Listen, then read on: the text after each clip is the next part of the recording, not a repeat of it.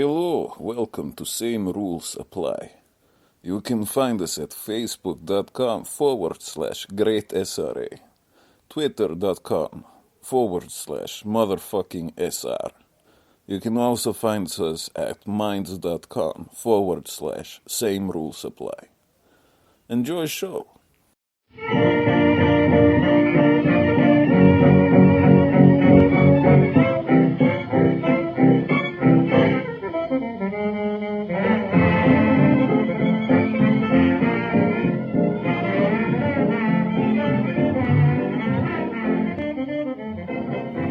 As they say in Texas, I would like to lay the groundwork there that don't let the truth get in front of a good story.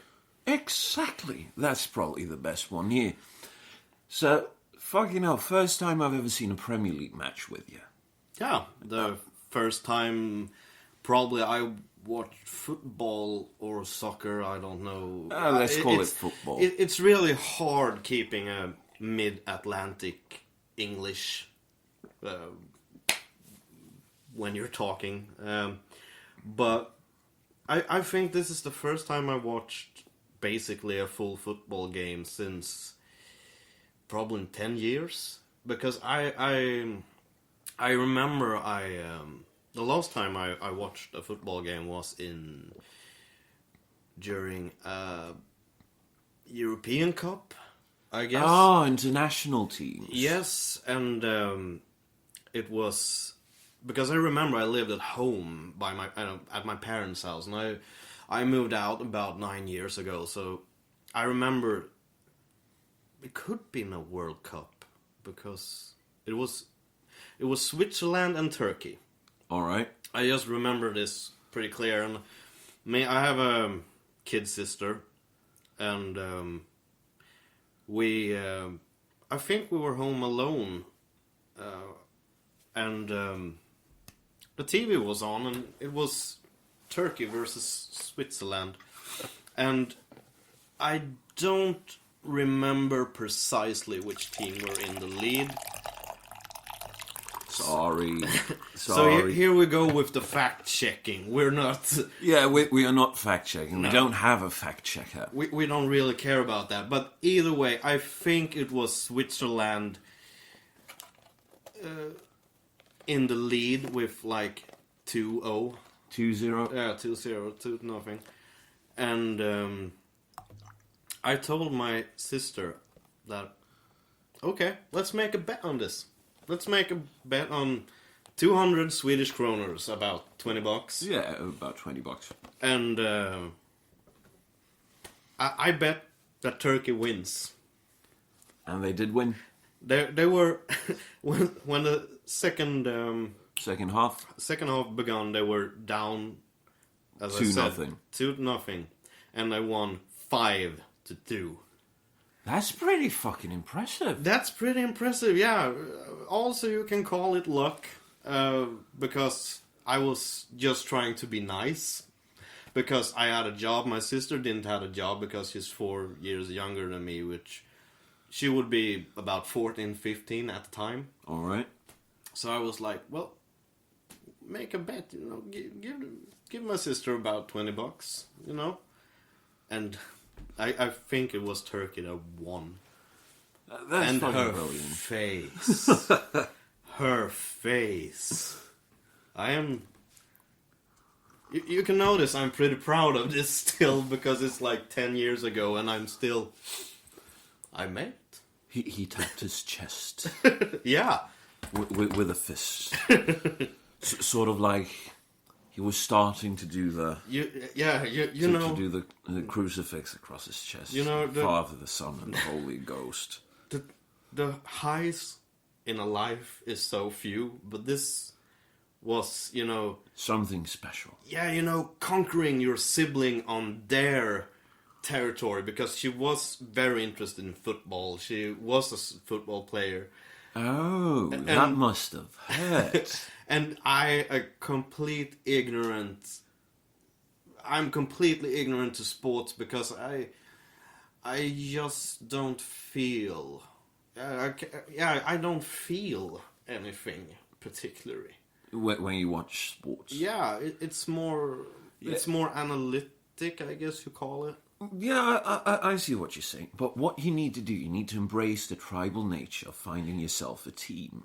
Yeah, That's the only collectivism I partake in. but here we come to what my problem in life generally is, and that is, yeah, the tribalism that you need to identify with something to be a part of something.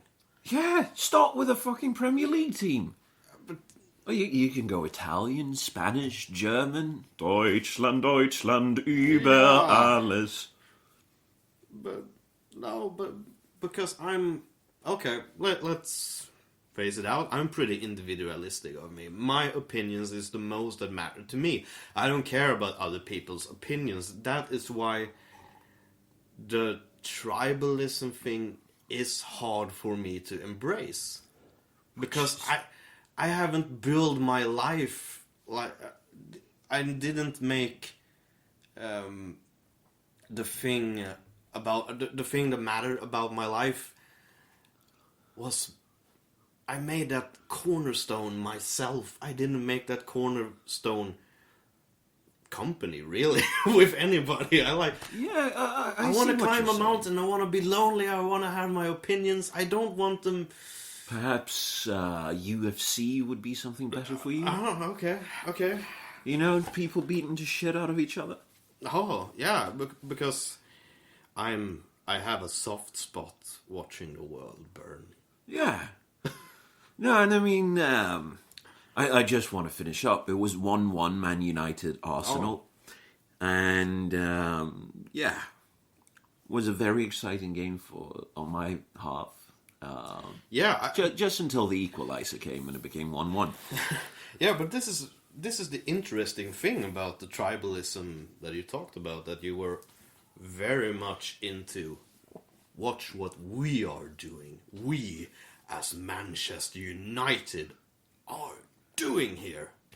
And for me, that is like, I sort of, it makes an exclamation mark in me every time you say that, because I'm, be a part of something? No. No, but you see, that's the beauty of football. I'm an individualist as well.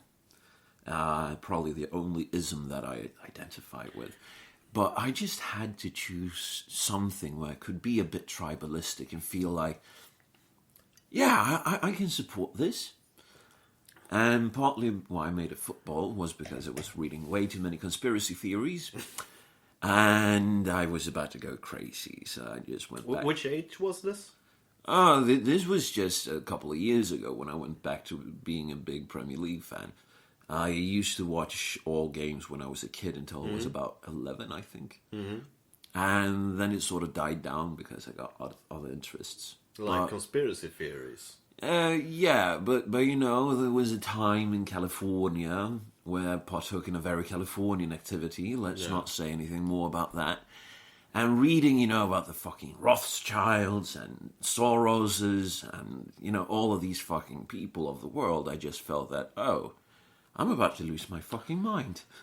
I can agree with you. I was, sort of say, a very big conspiracy. I had a very big conspiracy hunger in my early 20s, late teens, and really indulged myself in that. And but that was pretty much more about the.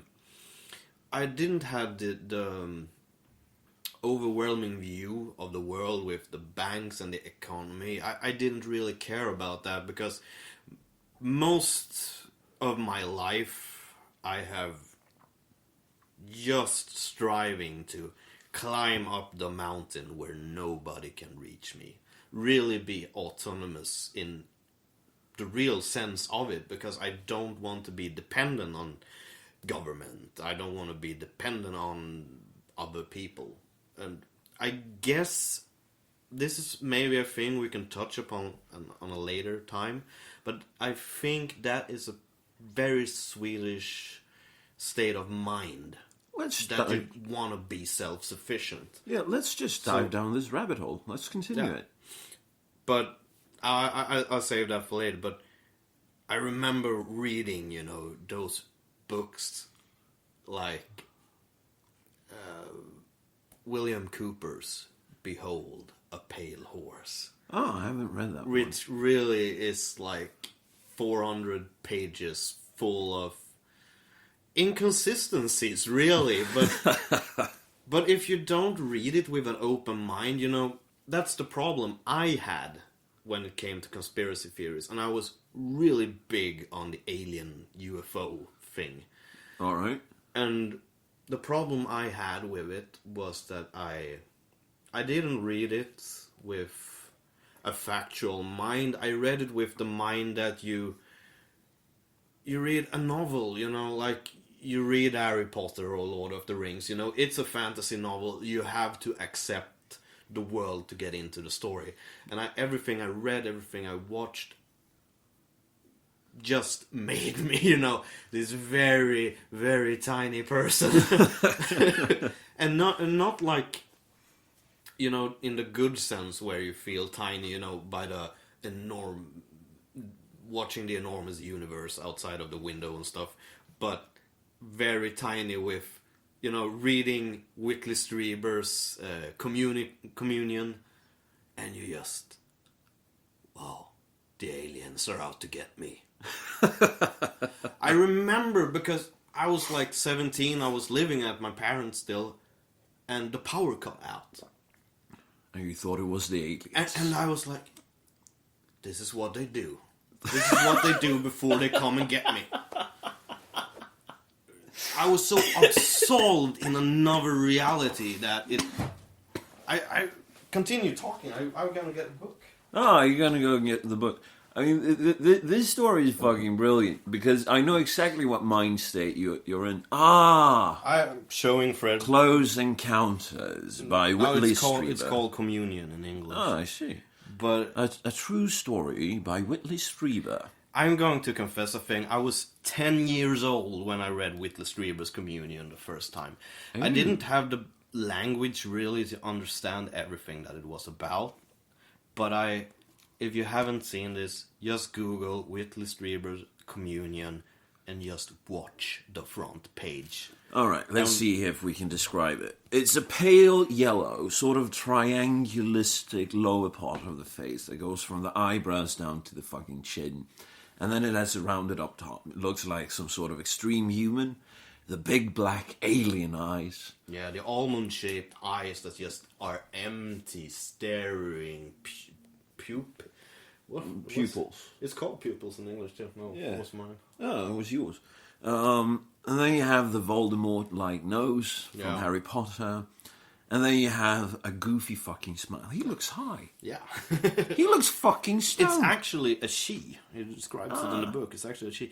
But the nose thing, I'm glad you mentioned it, that the nose thing is so like Lord Voldemort and Harry Potter. It's sort of absent. And that's a really smart thing when you want to conceive telling... you have the basic, it's called the humanoids. You have the basic humanistic things. But then you lack the nose. And it sort of becomes scary. Because I can see the human in this. But it's something strange with this human.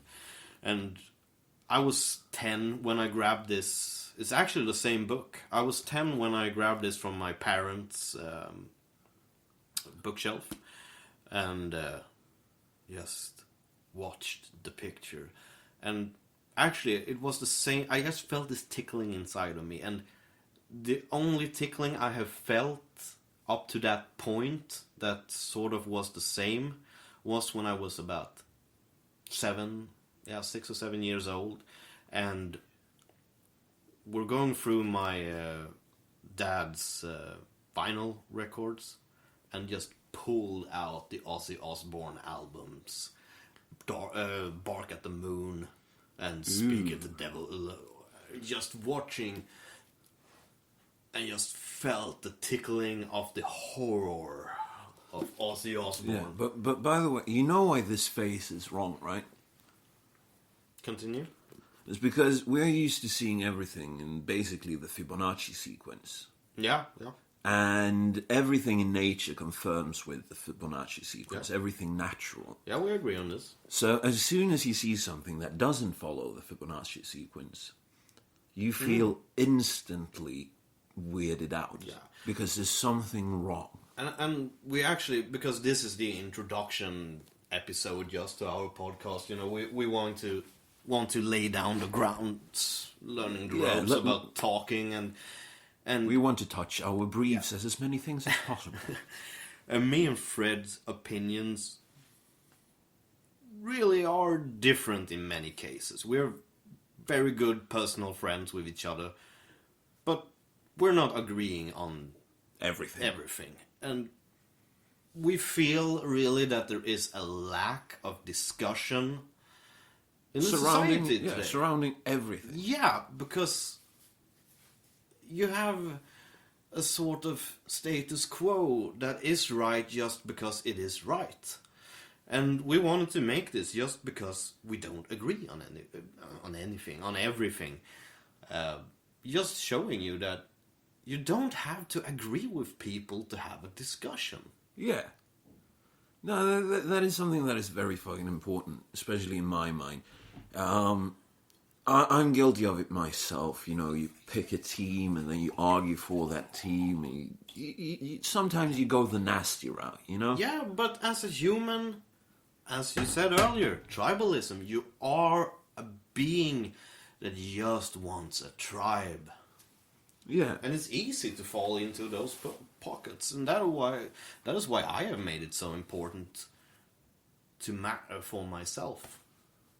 Yeah, no, I mean, it is a very important thing to be able to sit down and just have a nice talk with someone that disagrees with you.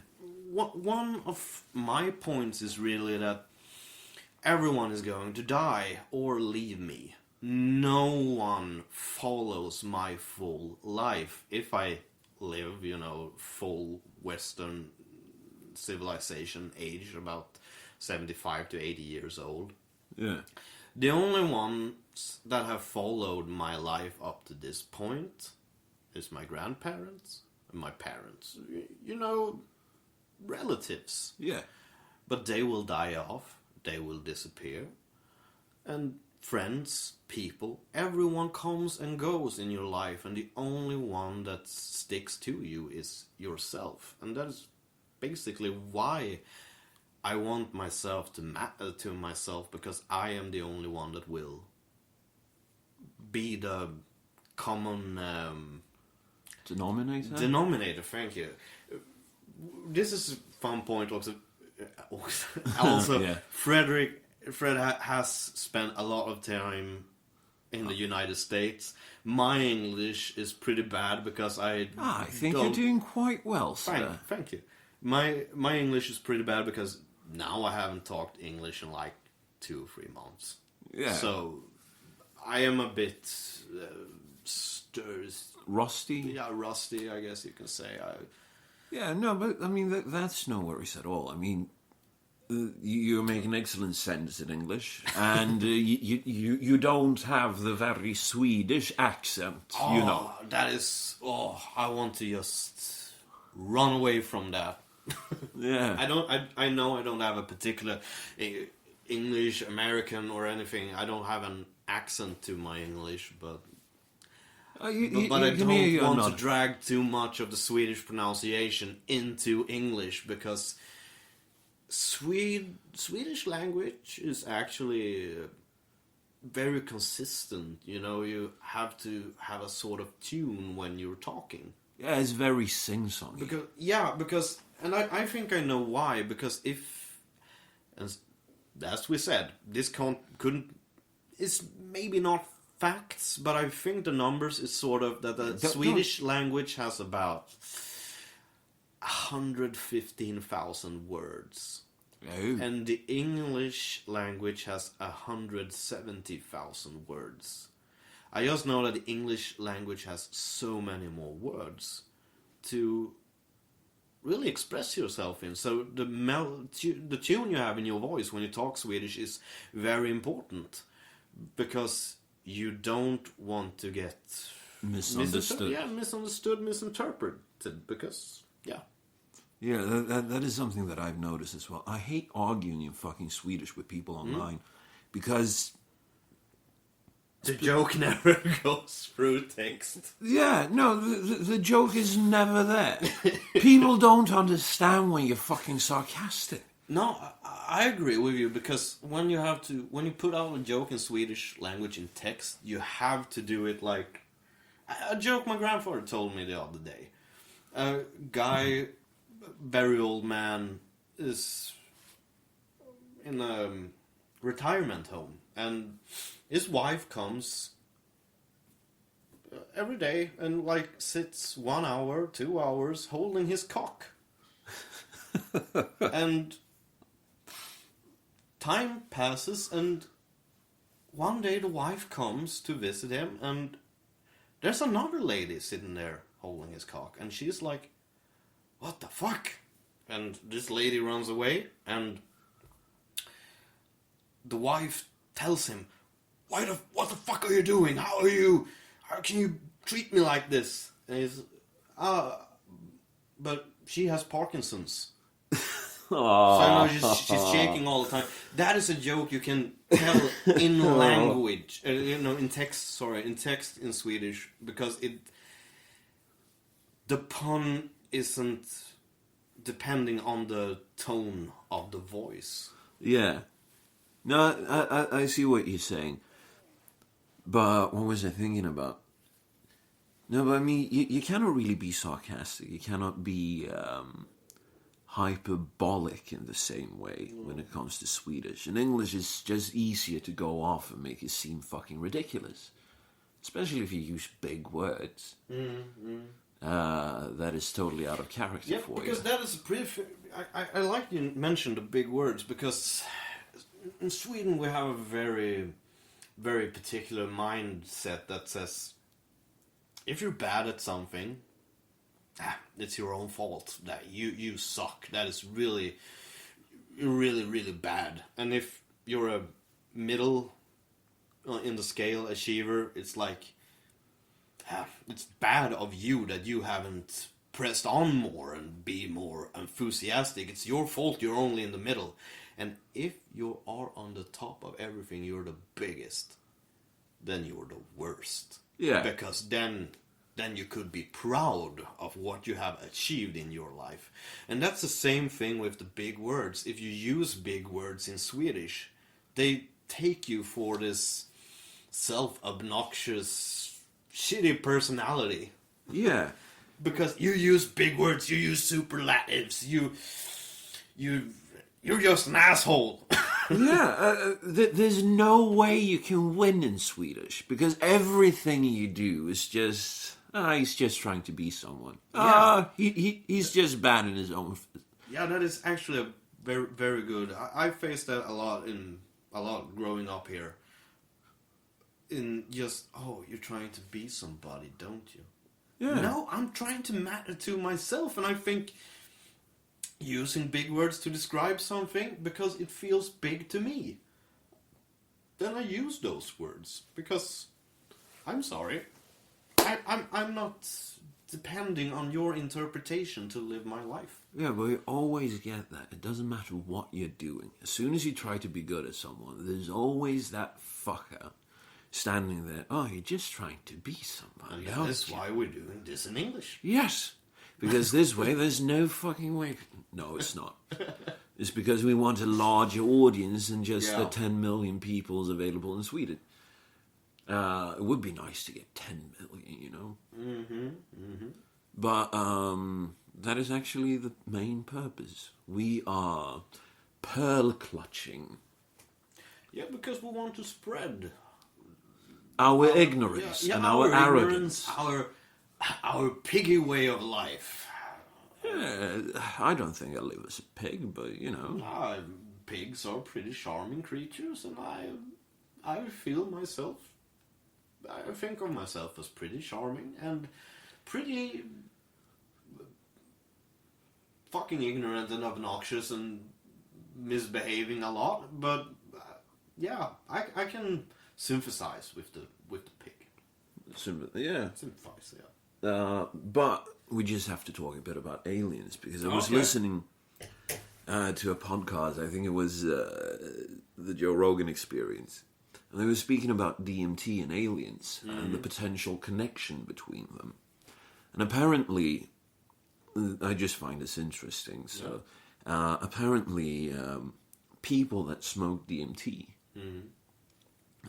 when they smoke it, you always get the same story, independent of each other, that you're meeting some sort of extra-dimensional being. Yeah, I've heard about the snake woman. Yeah, and also something that is repeated is that these beings are saying basically, what a wonderful thing that you discover this technology so we can finally talk. So here's the thing.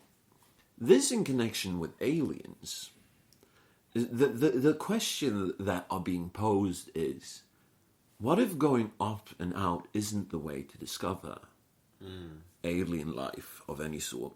And I'm not only talking about extraterrestrial, because people are starting to speak more and more about extra-dimensional beings.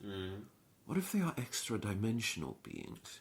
And when you partake in ingesting DMT, that you are actually opening up yourself to the same dimension that these creatures live on.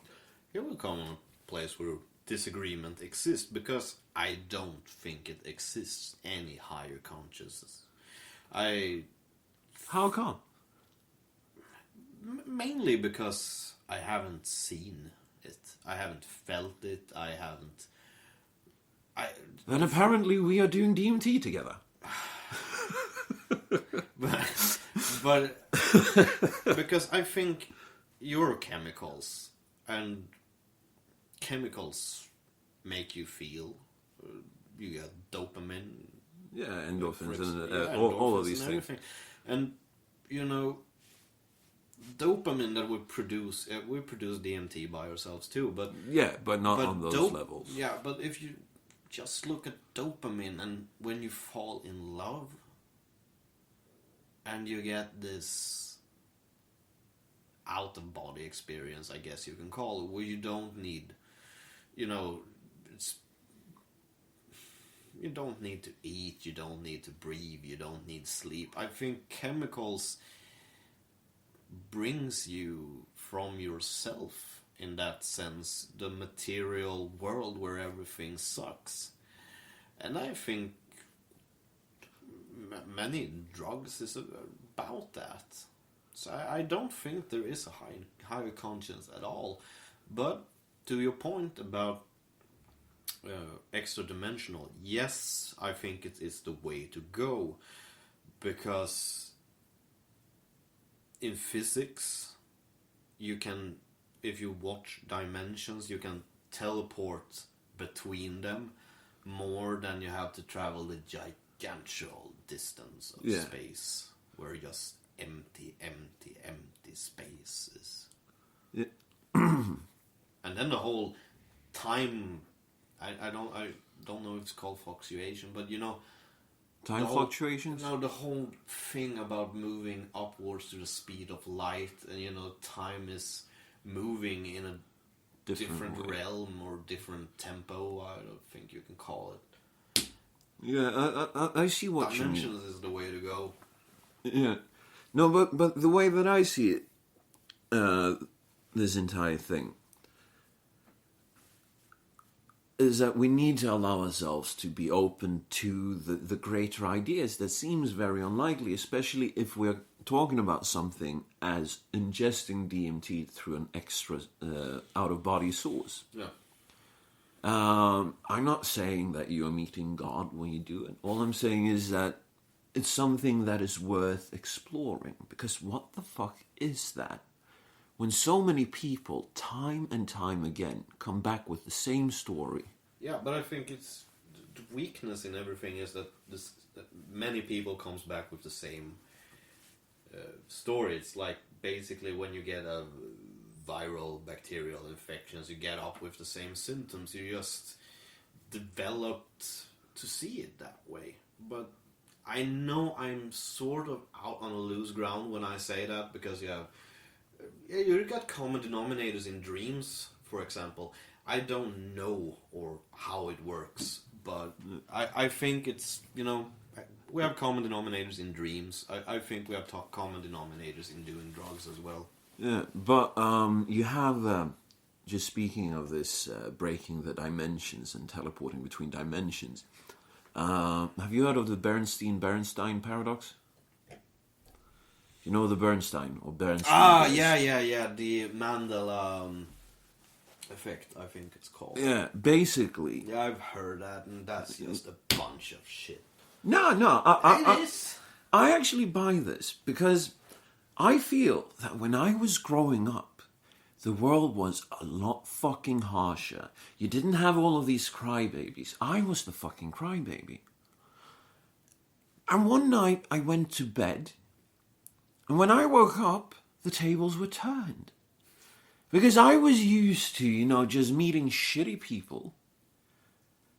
And all of a sudden, I felt as if there are no shitty people left. I just think you're human. Yeah, Way too human. All too human, as Nietzsche said. Yeah, but the thing is, everything changed. The internet changed instantly for me. Because all of a sudden, I went from, the classical YouTube field battles until all of a sudden, people were being somewhat nice in the comment sections. Mm-hmm. People started taking offense at everything, basically, which never fucking happened when I was a kid. The biggest fucking scandal was if you made a joke the day after Lady Diana died. Then people got pretty fucking upset.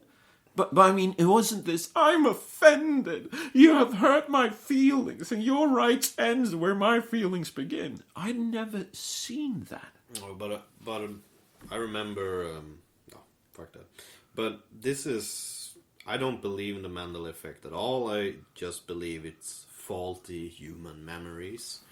And because I myself have these sort of points in my memory when I can feel like, wow, that's the start of a new gym, or a new way of viewing the reality.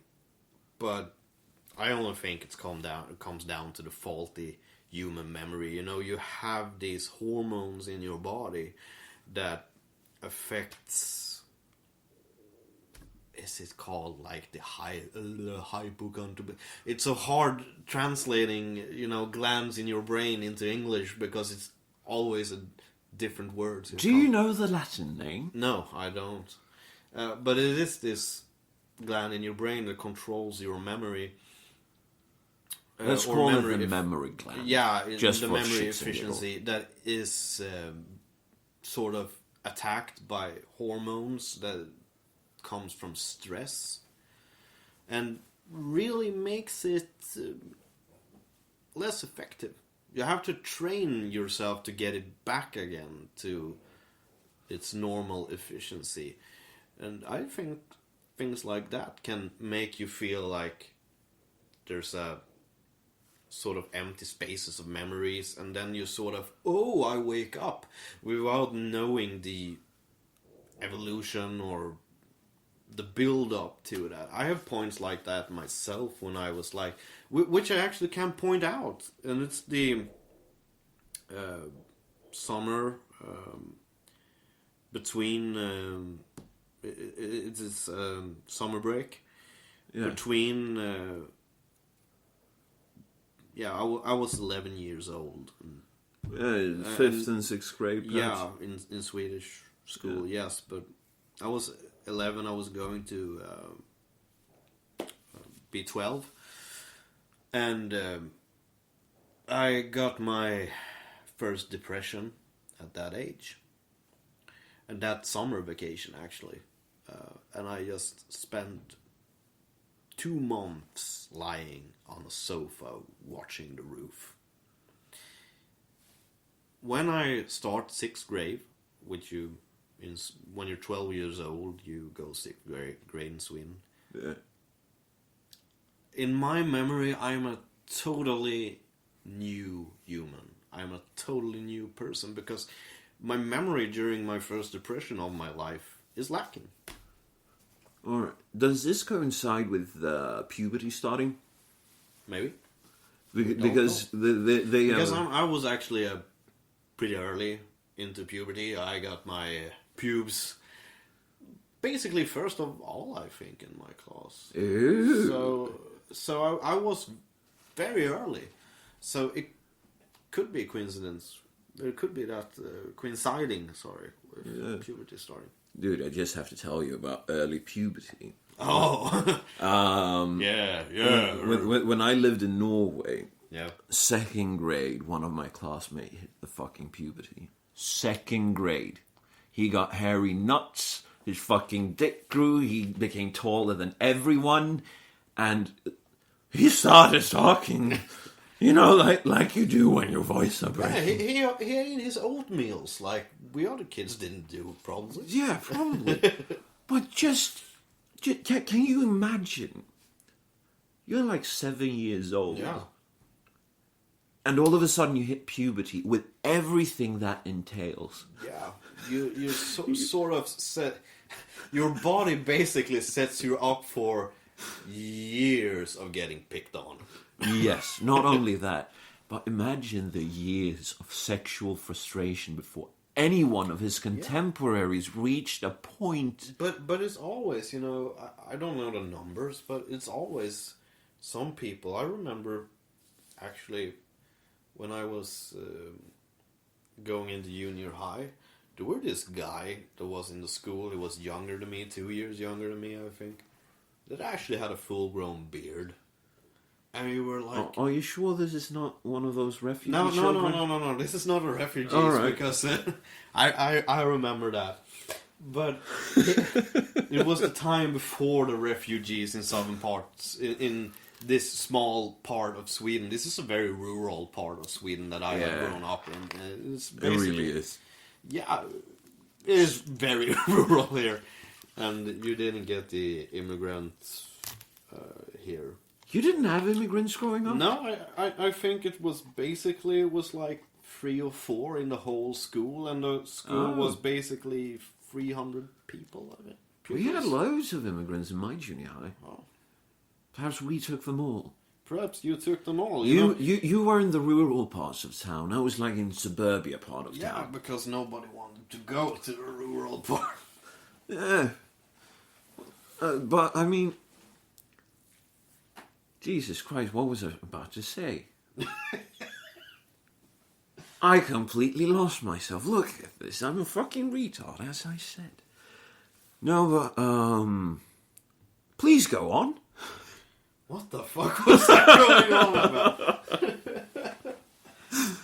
Yeah, these things will happen every once in a while. Yeah, because, we're consuming during the time just to make it more upbeat, I guess. Yeah, more relaxed. Yeah, more relaxed, more, without fear of bringing up the argument, because we're all scared. It's a part of being human. We're all scared. And, as we were talking about yesterday, that is also the problem with society today, that people aren't scared enough. Yeah, some people aren't scared enough, but people are anxious. Yeah. Which is not the same as fear. But they aren't scared enough to embrace opportunities. We had an argument yesterday about that, and that was basically the conclusion of it, that people doesn't feel enough fear to embrace change, really, to want to find a new way. They're too comfortable in their lives. Yeah. That is something that is very prevalent in Swedish society. This level of being content about the level of comfort that you have. So instead of, chasing your dreams, you might wind up taking that job as a kindergarten teacher because, hey, at least I get my money, I can pay my rent. Yeah, and that is... in Sweden we actually have this, excuse me, but plague of government jobs. Yeah. Everything is sanctioned by the government. Fuck. I believe that it could be like this in many European countries, but I know if it's American listeners or anything when I say this, that even the lottery system in Sweden is Government based. It's government based because when I go, I feel like I want to gamble. You have the state casino. Yeah, we have state casinos. I go, I want to buy a fucking lottery ticket, and I give the government money. Yeah. And not through taxes, you know. You buy it from the government. I buy a chance of... The Swedish government is doing organized crime. Yeah, I fucking think so, because I'm buying a chance from the government to get rich. Oh, the government can make me independent of it. You know, I can be independent. But don't forget winning taxes. Yeah, we have winning taxes, yeah. But I don't know the how... winning taxes is actually based on, you know, like... football and horses and stuff like that. Things you can plan, things you can do as a don't living. win by pure chance. Okay. So you have an advantage of knowing the game. When you buy a lottery ticket, it isn't taxes. Because I thought it was taxes on those scratchy tickets. no, not anymore. I don't know. Progress. Since I lastly read about it, it was about 3 years ago. I read about winning taxes. We have a new level of stupid government, so that really, you know, sends the signal that the country is out of money. So they have enforced a lot of new taxes. So it could be back. I don't know. Yeah, that's true. I don't even buy lottery tickets because of that. I would be glad to buy lottery tickets, you know, just to cheer up the girlfriend, cheer up the mother, you know, like, hey, here's a lottery ticket for a present, you know, a chance to get rich and independent by the government, and you know, and you have actually to pay... buy a share of the government. Yeah. No. It's fucking brilliant system. I mean, Al Capone would be proud. Al Capone would be fucking proud if he saw the way that the Swedish government is working. Yeah. Not only that, they raised our fucking taxes this year.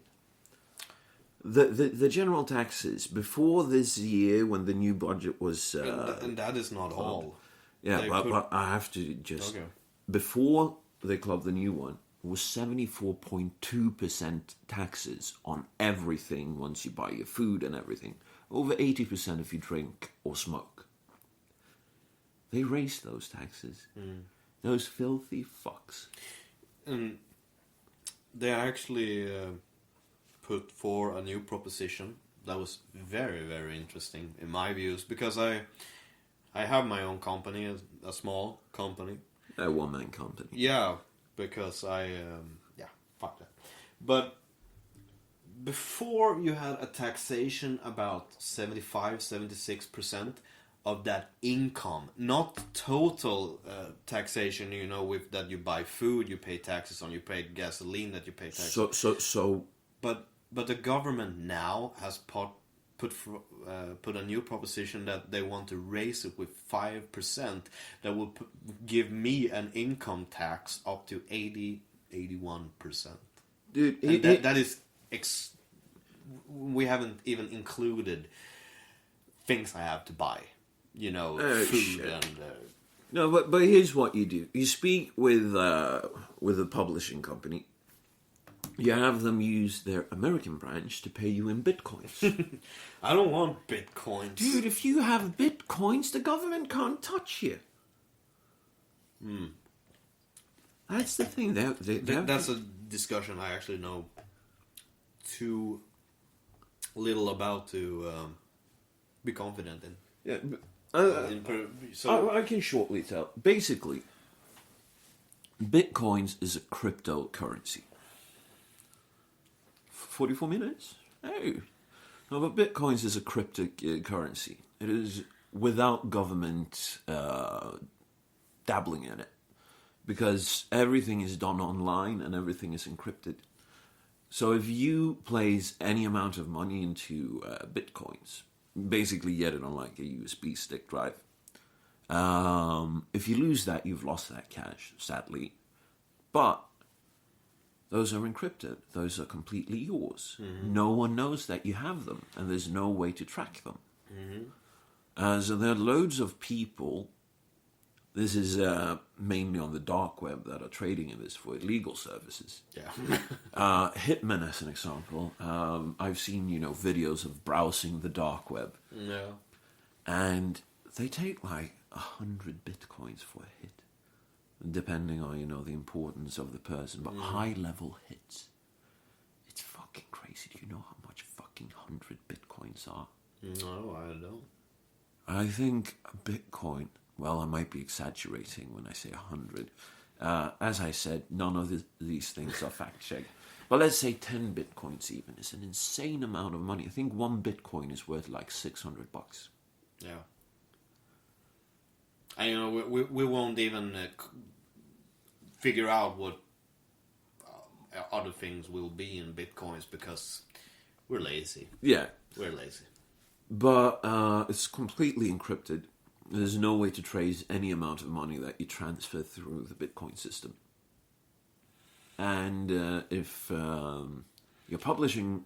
yeah, but you also have problems with the Swedish taxation government part that is monitoring, because they will ask, where did this money go? And if they transfer it to Bitcoin, I don't actually know. That's why they need to do it abroad. Yeah, okay, because I don't know about the Swedish government's power there, actually. But the Swedish... I tell you, Google the Swedish taxation government part, because it's called Skatteverket. Skatteverket.se. They have an English page, right? Yeah, I don't know, but their logo is shaped like the all-seeing eye. Illuminati confirmed. And this isn't even a joke. They got a logo shaped like the all-seeing eye. I've never thought about that because I usually don't give a shit about those letters because you don't pay taxes. No, not right now. I think I've paid taxes like a couple of months of my life. Yeah. About a year, all in all. But, mainly because usually when I work, it's been abroad. Yeah. And then I taxated abroad. Yeah. And then I've spent loads of time in fucking school. Just way too much. So, yeah. No. That was a very boring rabbit hole I went down. Yeah. Fuck that. Let's see here. No, but I mean, just the taxational system in Sweden is so fucking insane. We have the highest taxational pressure in the Western world when everything is counted in, and they just raised it. But just to our possibly American listeners would find this very amusing that the Swedish, it's just a proposition, or in pre-proposition, I don't know really yet, but they want to make it legal for municipalities to be able to put taxation on property that, private property that you would be able to park your car on.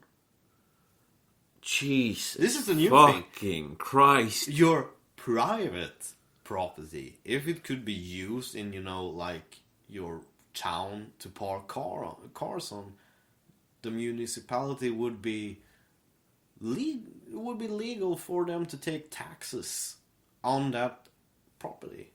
Your private property that you own, that you have bought, not renting, but that you have bought. That is fucking crazy. This is the thing in Sweden. We've been comfortable for so fucking long that our government is basically not worried about anything. I remember when my grandfather, he owned a house out by the coast, and you could, through his kitchen window, on a clear day, see the ocean. And one of these fucking social democratic cunts comes And he's like, yeah, I'm here to check out if you have an ocean view. Mm. And through the kitchen window, he could hint the ocean. And he was like, yeah, we have to raise the taxes. Yeah. And my grandfather was like, are you fucking shitting me? Just put up a fence. I don't know if this is actually a thing in other countries, but you actually have a sea view taxes, an ocean view tax in Sweden. Ocean view fucking tax. Sweden is like if Tumblr was a country. Yeah, I've heard that. Yeah, no, it's. I think it was Angry Foreigner that said that the first time. But that is, in my view, actually very, very sad that you give someone that control of your life just because, you know, we have, just because you want to feel safe. And you have this, we actually had campaigns done by the Swedish taxation part of the government that says it's cool to pay taxes. Yeah. Fuck off. It's cool to pay taxes. It's really cool to pay taxes. Yeah, so they can waste it all on and shit like, that doesn't benefit And people. I've actually heard people telling me that, you know, that are a part of this, that I love to pay my taxes.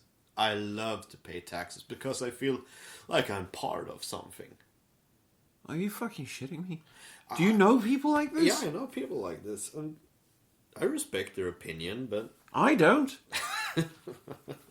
I absolutely don't. Good, Fred. You're just like, oh, we have this podcast here because we want to respect each other's opinions. And you're just, I don't respect opinions. I don't respect that opinion. That opinion is retarded. Yeah. And I'm allowed to fucking say it. Yeah, you're allowed to fucking say it, but I just thought it was funny. But yeah, I know people like that. Because they want to... This is a really hard Swedish expression to... Say it in Swedish and I'll see if I can translate it.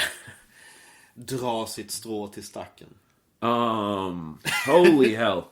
It's It's basically you need to contribute with your part to the anthill. yeah, exactly. Because Swedish people are in some ways considered to be worker ants for the government, basically. Yeah, and it's basically a view that many Swedes have of themselves. When you listen to much of the Swedish music that is made like in the 70s and the 80s, they talk about being workers in the lyrics. Yeah, it's working class music. Yeah, it is. And we actually have a whole genre in literature that is called working class literature. You know, Swedish working class literature. Yeah, I know. I've read a couple of those, and I can't see any difference between those and other books. In all honesty, they're just telling stories, and they're putting it from the perspective of a worker. I don't know if I actually... I don't know if I should say this loud, but I actually have a relative who is dead since many years. And it's not like... it's like a relative that's pretty close, because it's like my grandfather's mother's cousin or something like that. Okay. But that actually won the Nobel Prize in literature. Oh! That is called Harry Martinson. That You're fucking related to that I'm guy? fucking related to that guy. That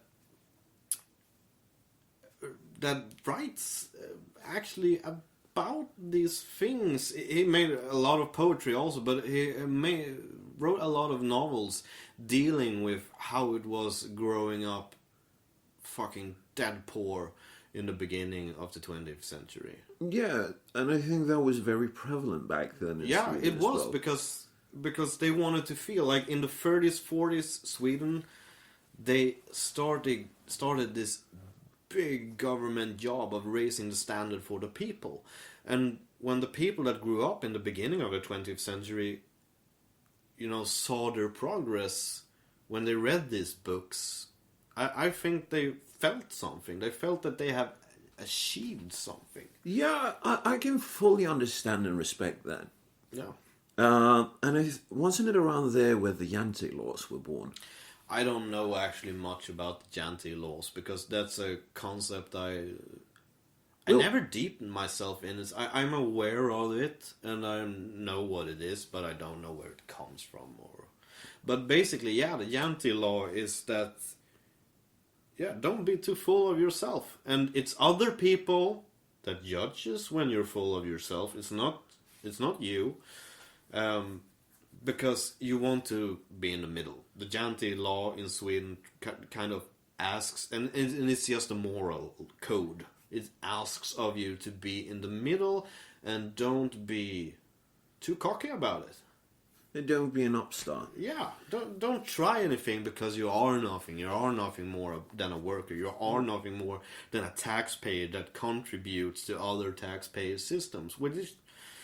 And we just watch it crumble now because the government we have today just sends signals that the money are out. Money's out. Yeah, the money is out. We are taking a couple of, I think it is like 1.6 billion Swedish crowns in loans every month. Yeah, or every week even. Yeah, but the money's out. I think because actually the last government, our last prime minister, I guess it's called. Yeah. When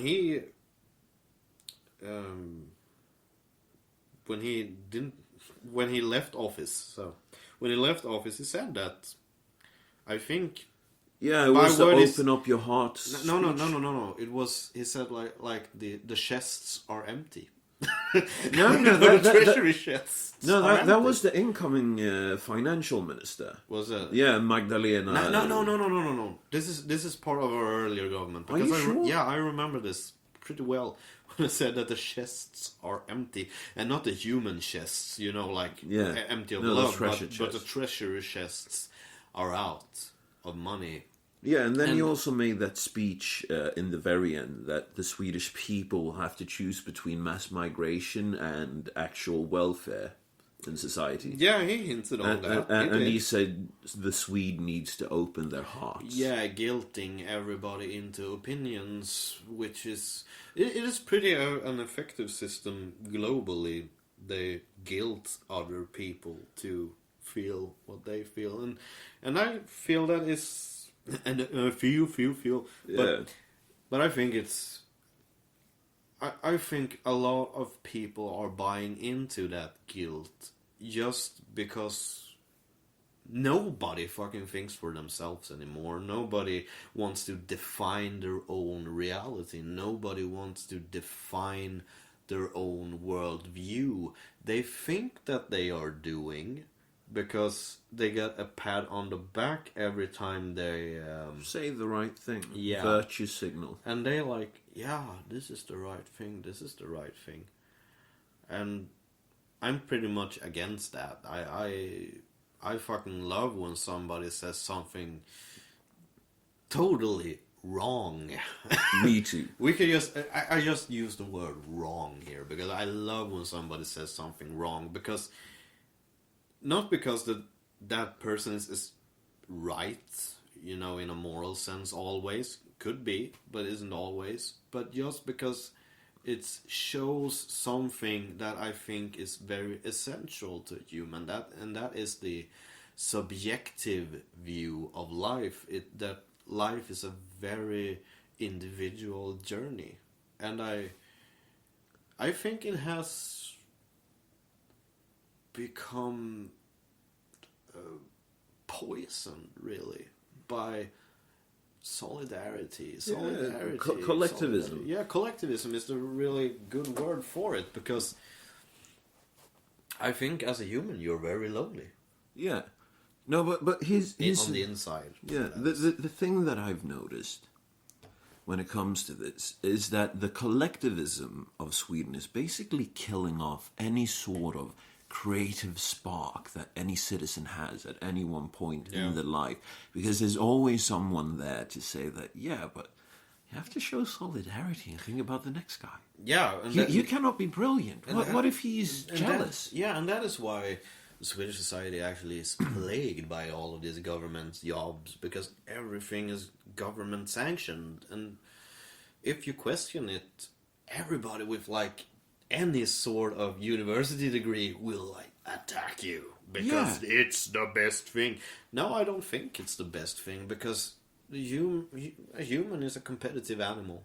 Yeah, most definitely. And yes, a human animal is also lazy and wants to cheat and also wants to get as far as it can on as little energy as possible, but the human is also so competitive, because if we don't compete, we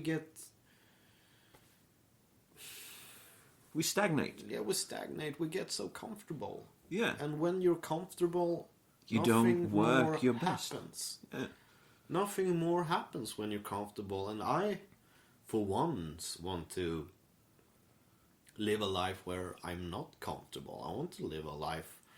I know people will probably misinterpret this, but I want to feel pain. Yeah, I see what you mean.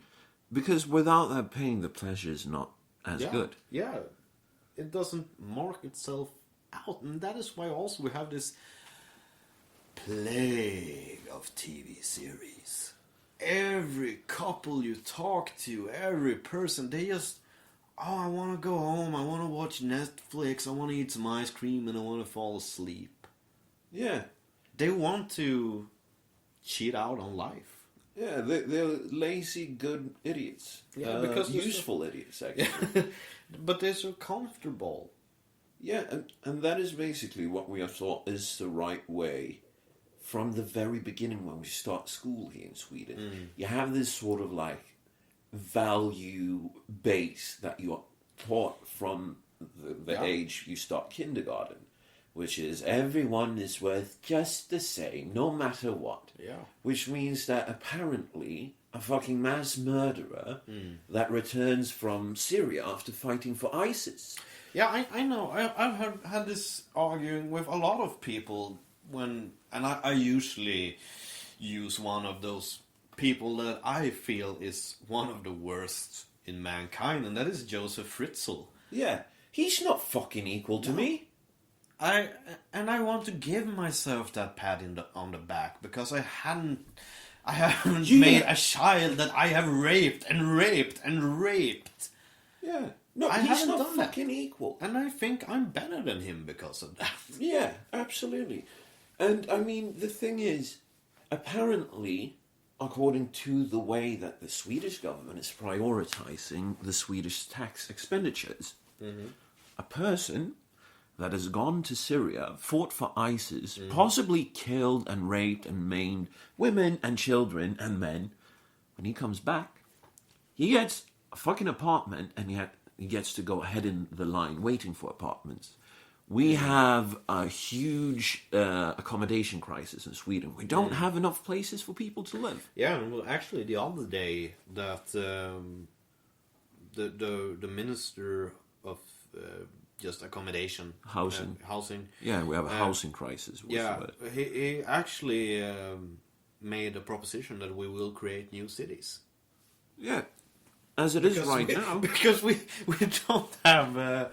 We don't have apartments. We don't have housing. No, and I mean, especially in the bigger. Yeah, cities. Just after last year. Last year, we need to create another city the size of Uppsala. And that's the fourth biggest city in Sweden. Yeah, because Swedish cities aren't big to begin with. No, think we should. Our biggest city is Stockholm. If you count all the surrounding small suburbs. Yeah. Then they have about 2 million. But Stockholm City has 1 million, and that's our biggest city. Yeah. The next biggest city, I think Gothenburg has... I think it's like 400,000 in the city, but 800,000 with everything around. Yeah, the region. And then you have Malmö at third place with like 300,000 people. So it is 51% migrants there now. Yeah, but it isn't big cities. No. And then it's Uppsala. So then it's Uppsala, which is about 200,000. 150 to 200. Yeah, I think. because I don't remember. Because then something like Linköping or Jönköping or something. Linköping, Norrköping is counted as a big city region. Yeah, city region, but there are different cities. But yeah, doesn't make our arguments. No, but basically, if you have arrived in Sweden as an immigrant, or if you were born to migrant parents, and you're radicalized into believing the same shit that ISIS does. All you got to do is that you got to go to Syria, fight for ISIS, and when you return, you get to skip in the housing line, you get an apartment, you get help with, what is it called, debt sanitation, when you're in debt. Yeah. And also they will help you get a job. And if there isn't a job, they will give you tax money. I don't know much about this because I've been pretty uninterested about this.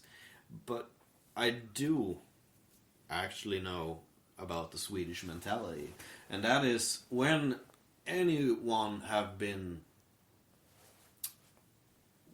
should we say, brainwashed by religion, it's not the brainwashed person's fault. And it isn't even the religion. It's because of evil men, evil people. Patriarchy. Yeah, no, not just the patriarchy, but the evil people outside in the world. That doesn't. The evil people don't live in Sweden, by the way.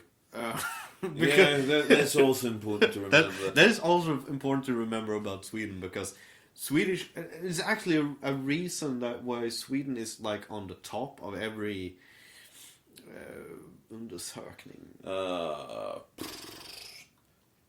We used to be the top of polls of all the polls. Where do you feel the happiest to be? And Sweden, and that is because Sweden, like Swedish people, have this big cork up their ass about we are good. Yeah, everyone else are evil, and if you think anything differently from the Swedish mentality, you are not good anymore. So basically, the religious brainwashed people that could have been, or maybe was normal people in the beginning. Yeah, normal, I don't know, but they are the victims. And I can't personally, to any degree, feel in myself that they are the victims. They are cheated, yes, but they aren't victims. No. How the fuck would the Manson trial in California turn out in the 60s?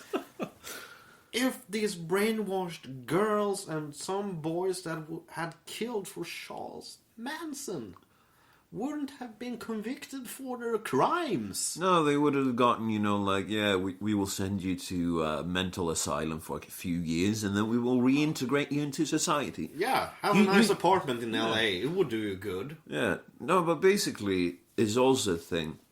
It also depends what ideology or what religion that brainwashes you. Because if you were to, say, join a National Socialist... No, you don't have to go that far. You have to just go to Jehovah's Witnesses, because in Sweden it is okay to pick on Jehovah's Witnesses and to hate on Jehovah's Witnesses. Yeah, that's true. Yeah. It's okay to do that with basically any Christian, actually. Yes, because Christians are boring. Yes. I mean, I would suggest going back to the Asatru. In all honesty, just to mark ourselves out on the planet, because that was actually quite good. Yeah, it was a good ride while it lasted. Yeah, we were feared back then. Yeah. Nowadays, people are mostly laughing at us because of feminist snow plowing, and let's not forget the union that has the mansplaining hotline. Yeah. Jesus fucking Christ. Yeah, We've turned into the laughing stock of the world. I feel like the laughing stock of the world just for being here. And the Swedish newspapers, the big newspapers, actually made articles to defend Sweden globally. know. Because Sweden isn't as bad as people say. You guys are big meanies, just so you know. Yeah, because as you remember, as we told you, the evil people don't live in Sweden. No, it's not the case that we have riots in just about every big city, that we have about 55 zones in bigger cities where no fucking emergency personnel will go to without an armed police escort. No, and I'm... Those things are facts. Yeah, those things are facts. And And there's sad facts, because And we don't have grenades thrown at police units. We don't have people blowing up restaurants in Malmö. We don't have that. It doesn't happen. I mean, it's all just a figment of our imagination, or else it's a Nazi conspiracy. Yeah, but basically they're telling us that what the government sends out to the people now that have been their big new campaign is that Sweden haven't ever been so safe. Yeah, Sweden has never been safer. And that actually, because we have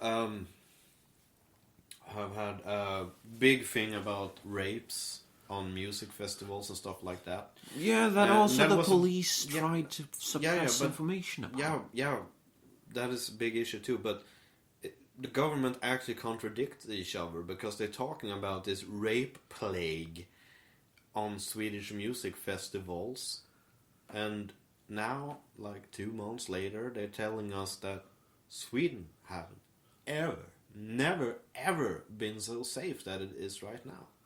But what about all the mass rapes?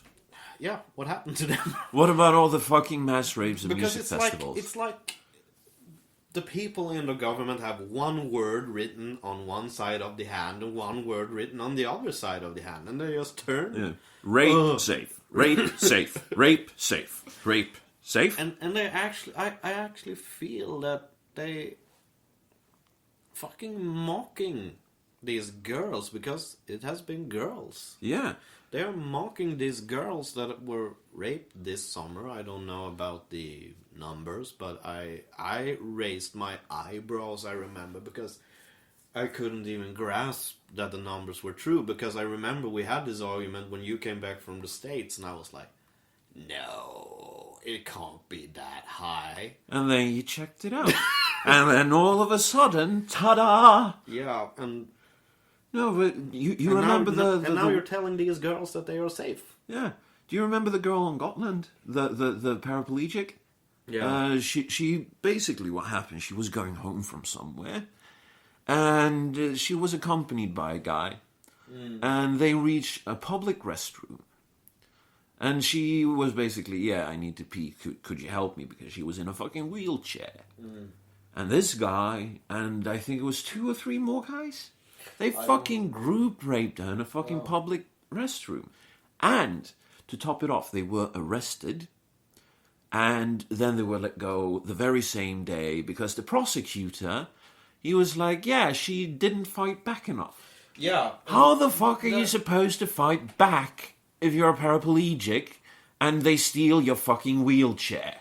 Yeah, we have had a bunch of strange cases like that. Do you remember what the Feminist Party did in response to this?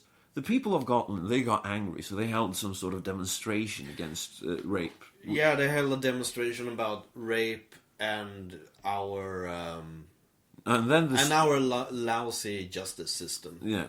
And then, as a response to this, from people saying that, yeah, we've pretty much had enough, the Feminist Party of Sweden, together with the left-wing party of Sweden, they organised a protest against racism and sexism. Yeah, and the problem was that no one said anything racist. No one said anything that had anything to do with migrants or Arabs or Syrians. They just walked from where she was taken to the place where she was raped, and they tried to grasp it, and then they held a crowdfunder. Yeah, saying it was fucked up that these 3 guys or whatever it was had been released and maybe didn't face a prosecution for it. Yeah, they most likely won't. They said it was fucked up because of that. It had nothing to do with racism. And as a response, the feminist and left-wing party, they organised a demonstration against racism and sexism. Yeah. This is how fucking retarded Sweden is. Because it's basically, when you come to the feminist party and the left-wing party, or anyone, every party in the government, and I mean everybody, not just the government, sorry, but every bigger party in Sweden, in the parliament, we're talking about everybody, every 8 party of the 8 parties, they have their own boogeyman. and that is actually what the problem is in Sweden.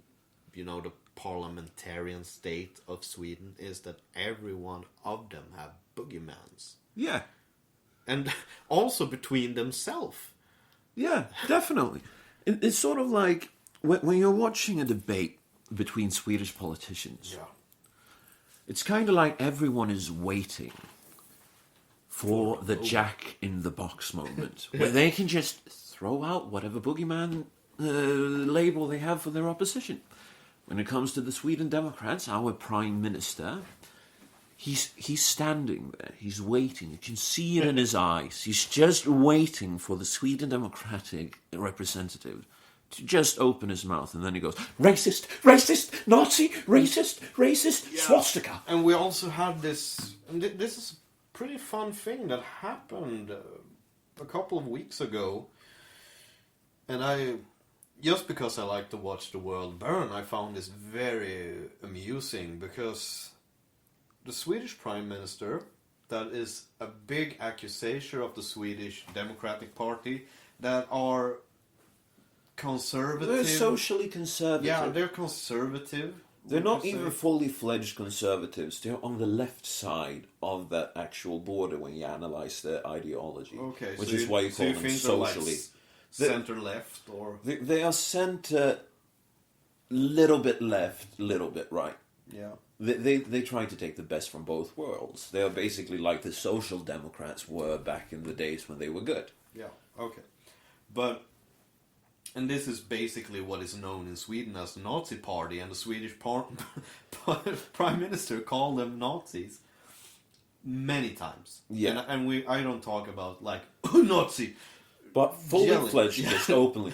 There were people that had the blue fan swastika at your demonstration in the 80s. Yeah, but... So you guys are Nazis. And that is... I don't care about that a lot, because... Yeah, because I don't care. But weeks or maybe a month after this, our Prime Minister travels down to Saudi Arabia. And comes home again. And he has been down there flattering the oil cheeks. And when he comes home, some journalists asks him about, but why do you embrace those, you know, because why do you embrace Saudi Arabia? They don't go in the feminist party line of the Social Democrats. They're abusing women, they're raping women in their justice system, they are executing women, they are whipping women for fucking driving a car. Yeah, why are you embracing them? And then our idiot of a prime minister. I want to. No, that's. I want to make nasty to idiots. something. I want to make something good. Our excellent specimen of incompetent politician says, "Oh, you shouldn't be so fast about judging people. You shouldn't call names so fast with." Yeah, you shouldn't call them names. Yeah, you shouldn't call them names without knowing their basis or grounds, I guess. But it basically excuses everything that Saudi Arabia does, and doesn't think that he is too... If he basically thinks it's hasty calling them women oppressors, but he doesn't think it's hasty of him calling the Swedish Democrats Nazis. Yeah, and that's also something. Last time he did that, when it was, the party leaders debate on the opening one of this political season, they have fucking summer breaks in Sweden. That's another thing. But the first debate of them being back in office, in the debate, he goes like, "You guys are a Nazi party. You've always been, and you always will be." And then, very late that night, he goes out and he's like, "Yeah, I shouldn't have called them a Nazi party. It's not correct. But I do think that they are racist." Yeah, but the funny thing is that the party leader of the Swedish Democrats actually threatened him. The Swedish government, the Swedish Prime Minister, he actually threatened the Swedish Prime Minister with accusation. Yeah, I think it's called accusing him of slander in... Yeah. No, he's trying to take this to court. Yeah. I don't think he will be able to, because they are very discriminated against on every political level. And I have to say that they are handling it beautifully. In all the debates that they are in, they just lean back, they say something that is completely reasonable, and then they let the other 7 parties just attack them. And they have this competition of how much can we attack the Sweden Democrats. Yeah. And he's just standing there, taking it all, and then he's saying, let's act like adults. And then they attack him for saying, let's act like adults. And he makes it plain to the Swedish people to see that, yeah, these are your representatives. Yeah. These fucking idiots represent you. I think it's pretty good, actually. But we have a big... This is actually a difference between Fred and me, that Fred actually follows the political debates. Yes, I do. I'm a nerd. Yeah, Swedish, American, I think probably France. Yeah, I will definitely keep track of Fred French. Actually follows a lot of these political debates, and I can't even pull myself to watch adult people behaving in that way, because it's brilliant. Like, yeah, but it's like punching my wall I have in my brain, where like sanity on the one side and depression on the other side. Why do you think I started following football? But it makes me very, very depressed about the human... Condition? No, not the human condition, but the human ignorance, really, that people are so distanced between each other. Yeah. That they don't care. They like the show. Yeah, I fucking love the show. Yeah, but I think also that is what's wrong with it. Yeah, of course it is. I mean, just to go into it. And I said that as earlier, I don't want to be inconsistent, because I love to watch the world burn. Yeah. But... No, but I get you sometimes... Politics, adult people that have no... They think they have a foot in the ordinary people's lives, but they don't. People identifying... Yeah, basically... I don't really know. But... No, but the thing is, people try to identify something. You have the Social Democrats, the Swedish Working Party, Svenskt Arbetarparti. Yeah. It's sort of like, it's become a joke, because they are just a bunch of aristocrats. Yeah, they just are. like everyone else. And I mean, our Prime Minister, the brilliant negotiator, pouring up a bit of wine, I see. Yeah. But the Swedish... Because I just feel my heart and the anxiety of talking about Swedish politics. Yeah. No, I get it. I would also pour up some wine if I actually could drink alcohol without getting anxious. But, I mean, the thing is, he claims to be this expert negotiator. Yeah. And he claims to be a representative of the working man. I think he has a license to work as a welder, but I'm not entirely sure that he even has that, because he became a union representative basically instantly. Yeah. And then he just started doing union shit. So he hasn't worked a single day in his adult life since he started doing politics. No, he's been in union, and for myself and people I know working in the industrial sector, and the blue collar, everything, they're saying that the union is just full of people that can say yes. They are not full. There are no people in the union that question. There are no people in the union that say no, because basically they avoid from the party line when they question, so they get kicked out. They don't want to work with them. So the only people that are in the unions are those that agree with the union, the party line. We had this big strike in it was a couple of years ago. It was like 10 years ago, when basically every worker in cleaning, retirement homes, It was the municipal communal, yeah. basically. Basically, everybody that's Speak- in the state-governed sector of works, Yeah, I'm just going to write down something so I don't lose it. yeah, were striking, and had some demands. I can't remember really what, but they took the leader of the union aside and talked to her, and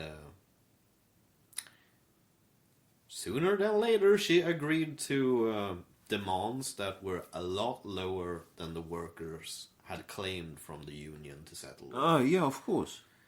And so it is this thing with the unions, because they basically are big money cows. Yeah. They just...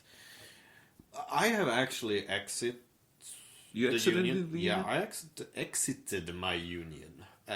Good for you, man. Yeah, thank you.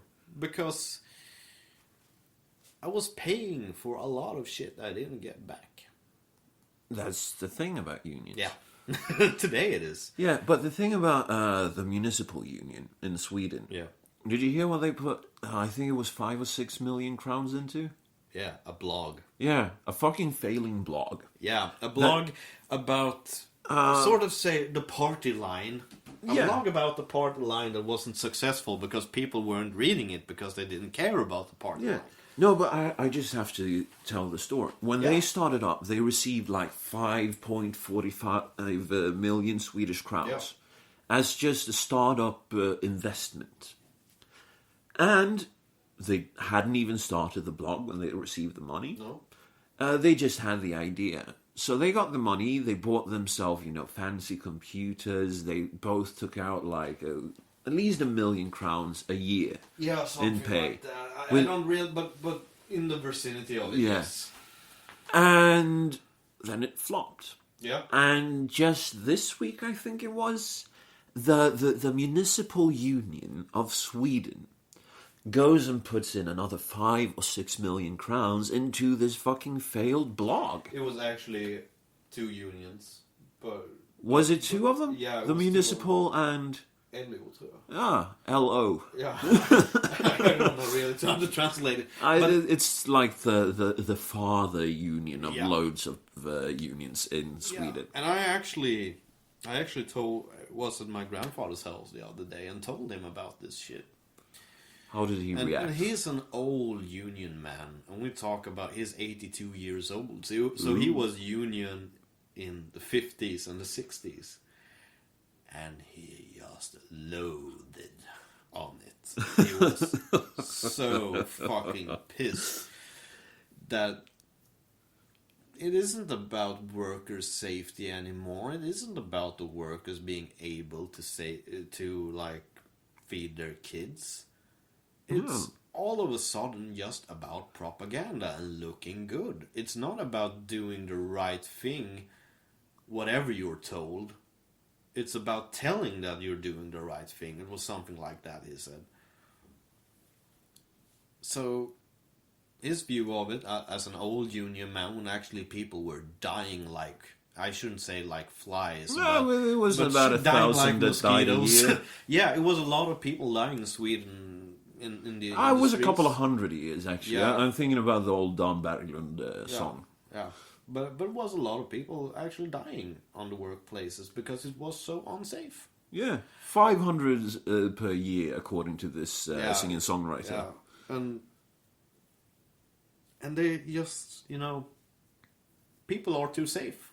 People are too safe going to work because the unions doesn't fulfill anything anymore. Exactly, the union is completely pointless. They're saying that they're negotiating, but Not really, the they're just... leaders apparently settle for less. Yes. Which is the exact point, which is why if you're a union member, you should seriously look into this, and you should consider exiting. Yeah, because actually, I exited. I was... my parents are actually pretty big on the social stuff.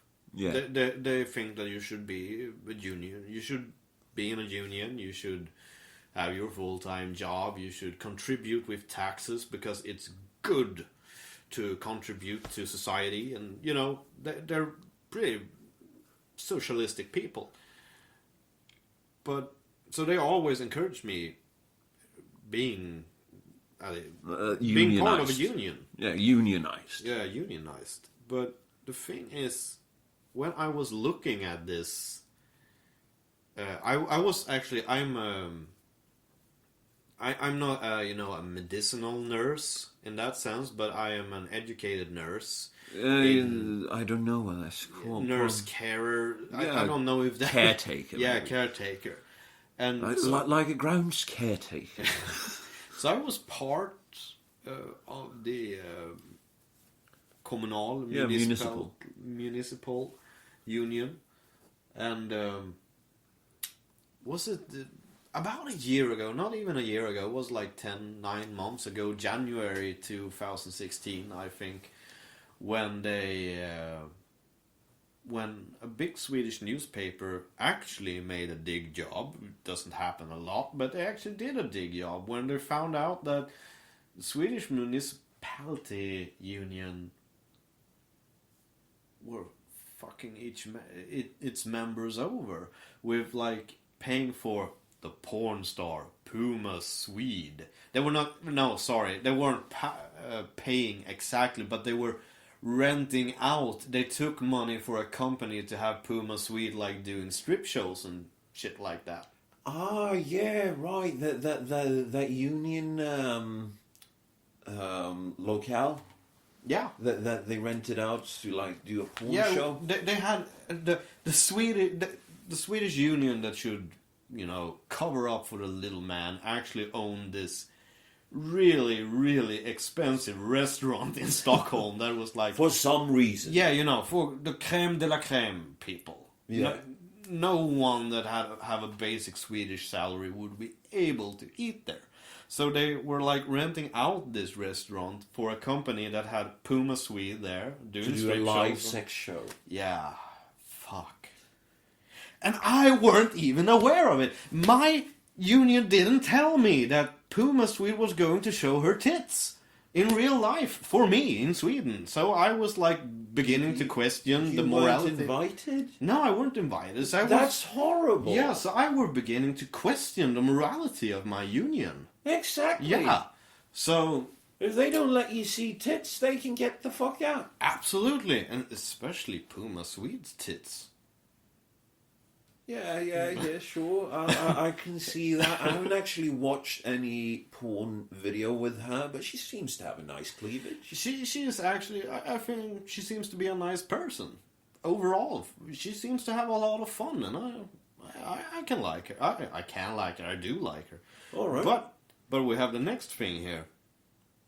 So I began to watching. They tell you when you're in a union you have privileges. Yeah. I didn't have any fucking privileges. If I were getting Just fucking tell the story about you not getting enough help when you were hurt. Because it was outside of work or whatever the fuck it was. Yeah, but we could get back at that later. But it's actually very fun about a union situation. But the insurances you get insurances when you're in a union in Sweden that are supposed to be subsidized by the union.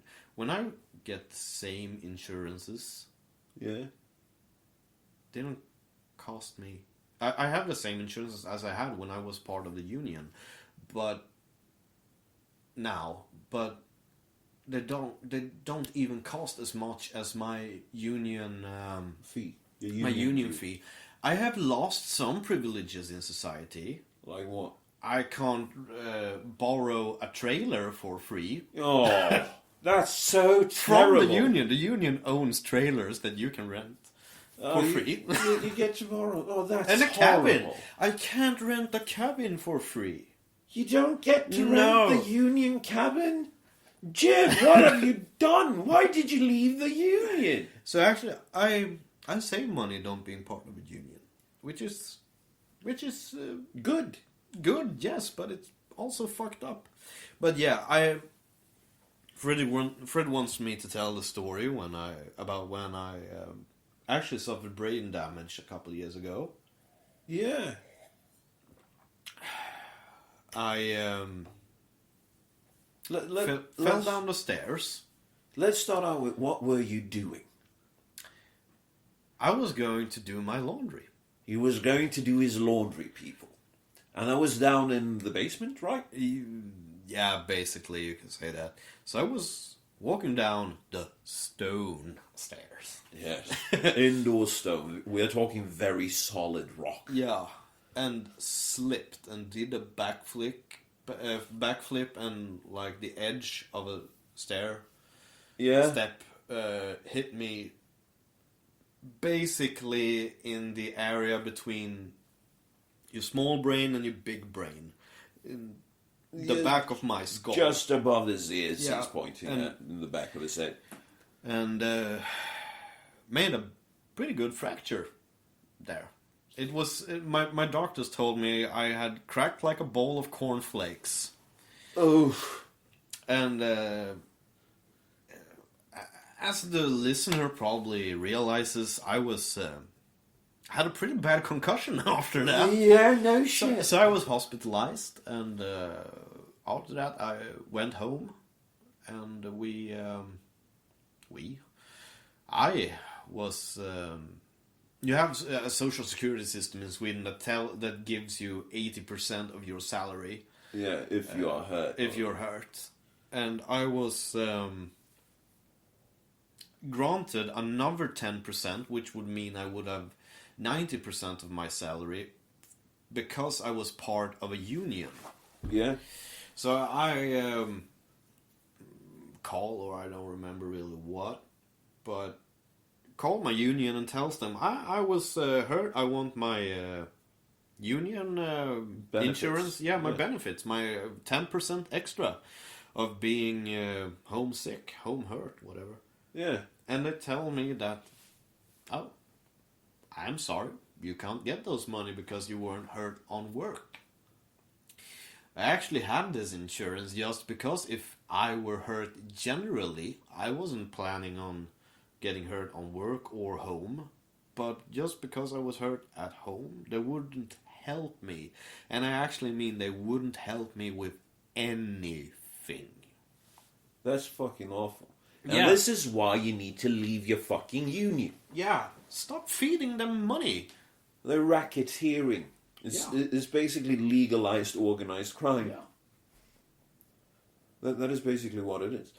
But, I mean, when you fell down those stairs and you cracked the back of your skull, Yeah.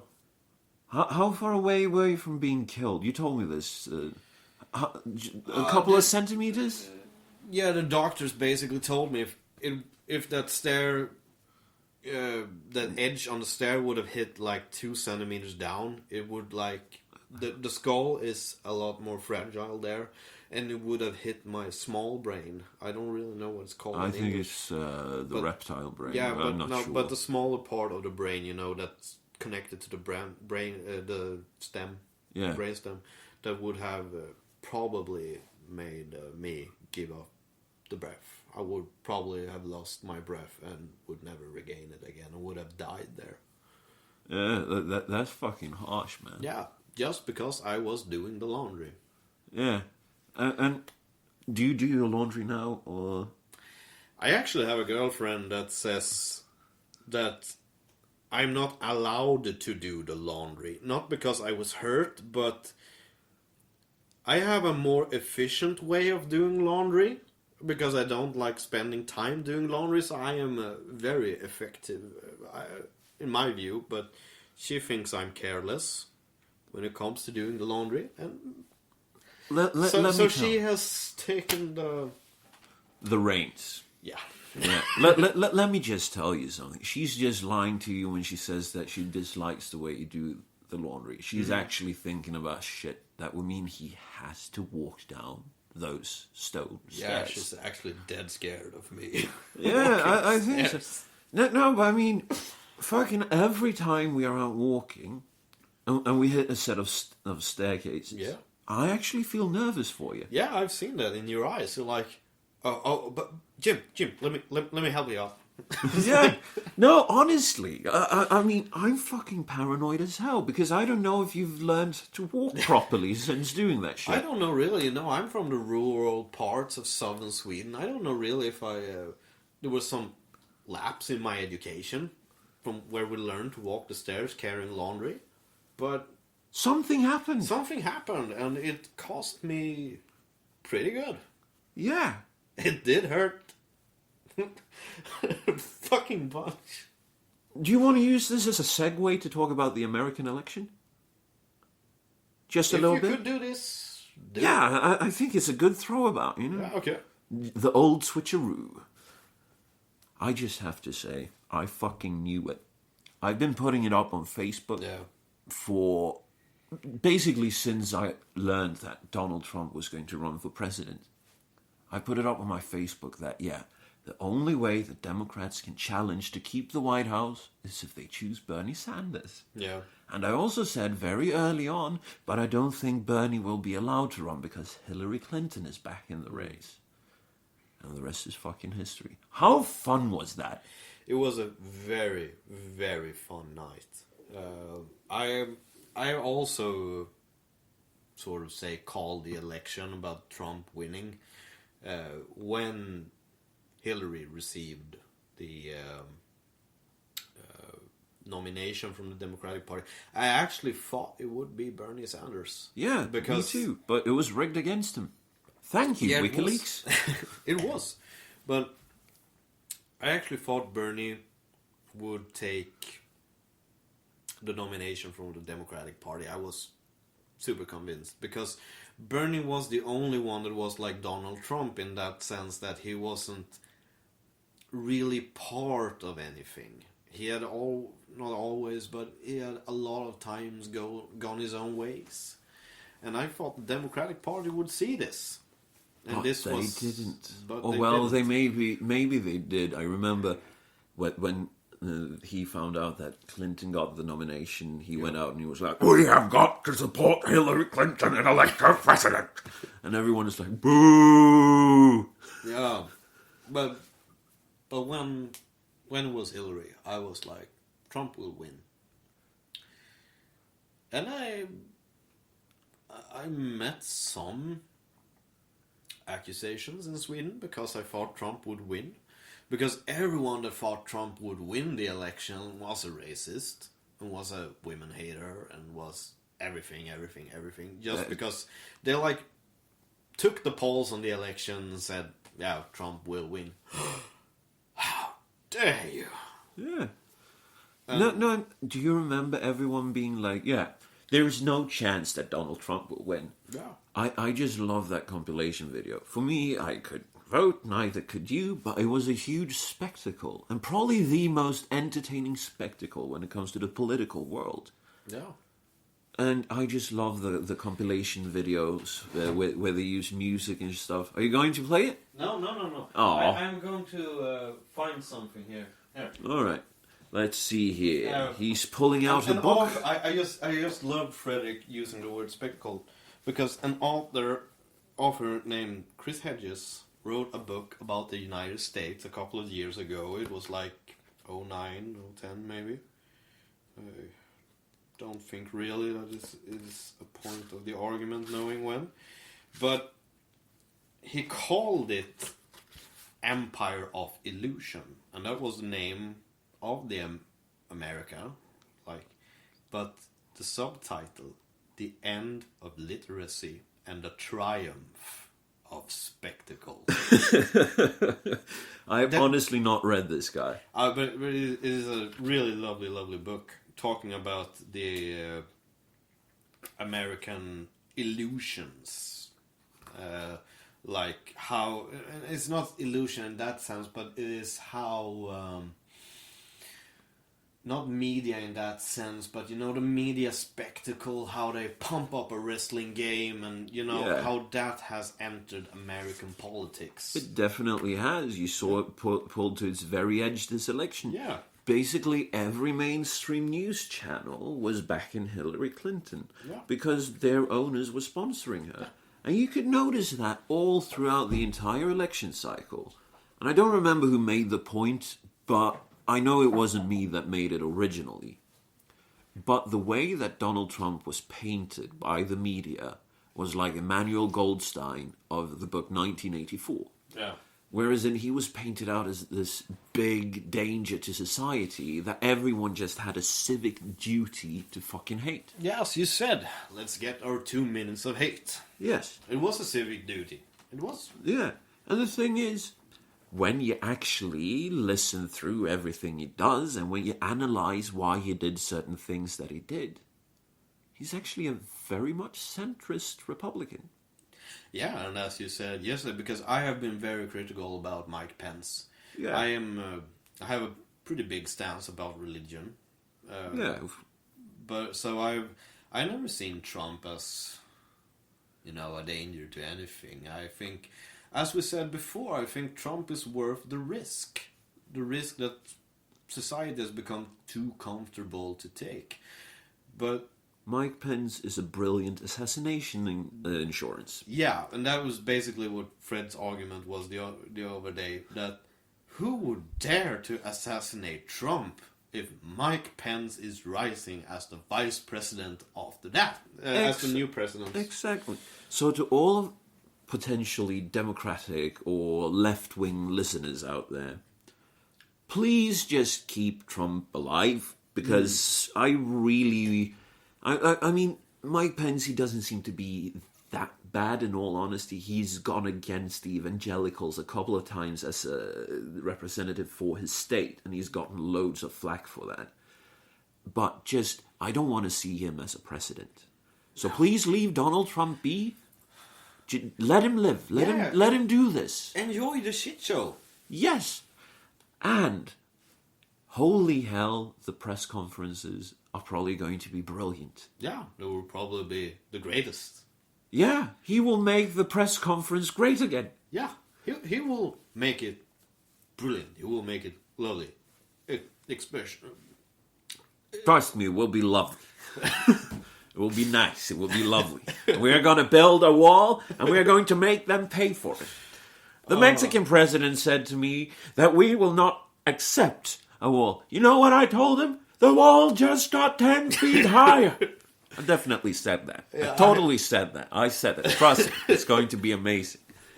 But here's I just love this election cycle, and I have actually been a lot more into it this time than ever before. Yeah, ever before, because it just has been a lot of fun.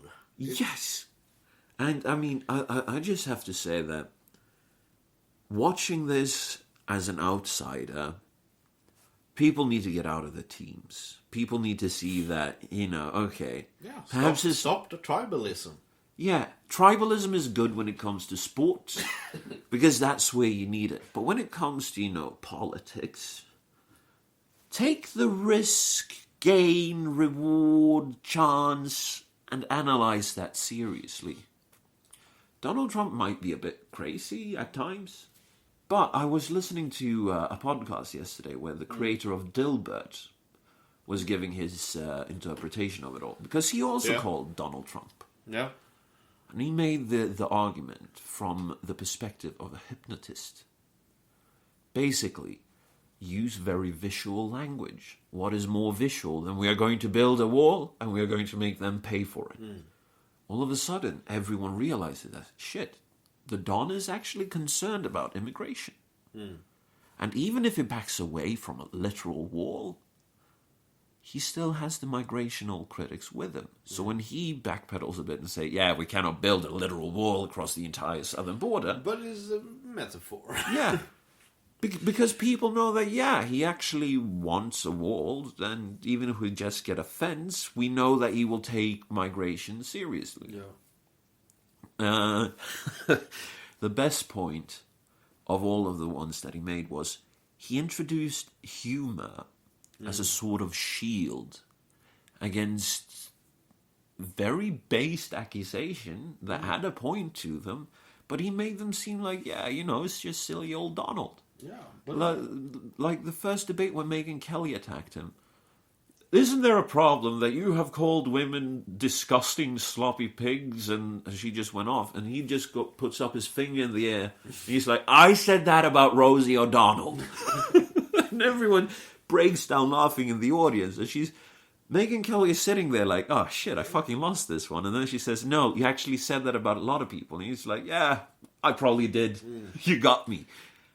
Yeah. There's just nothing you can do to take him down. No, because when you turn a serious argument into laughing stock, you sort of disqualifies the one that asks the questions. You saw that with Megyn Kelly now that she was sort of looking for a new news channel or something like that. Yeah, because she wants like 20 million a year. Yeah, and nobody fucking wants to pay her that. Yeah, no, I don't think she's worth that, actually.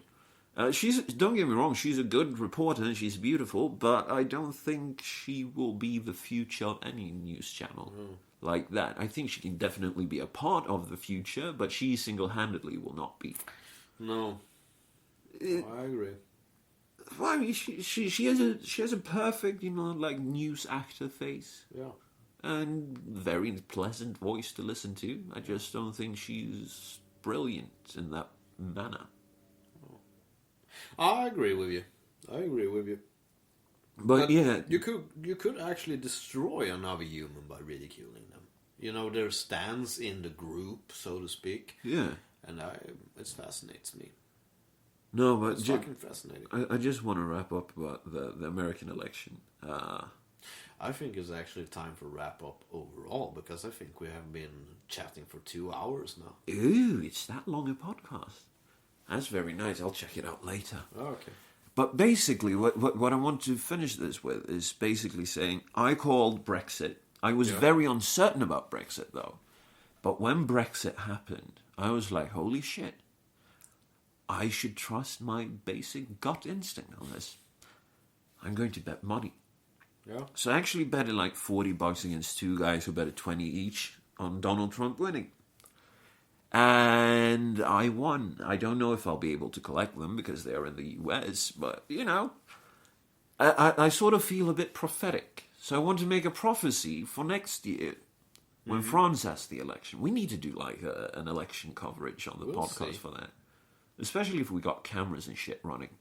Yeah, and that is actually what we have. We have bigger plans for this. And we will set up a Patreon account, and we will...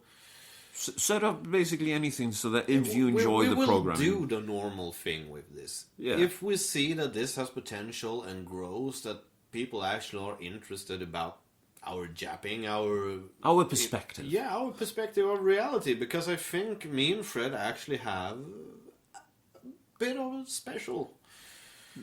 We are a bit special. Yeah, I actually... after the moment that word had left my mouth, I actually felt that. But I think we have a more unique view of the world that is unique, but it isn't common. I remember, I just put the word unique, I remember my mother telling me once that I was unique.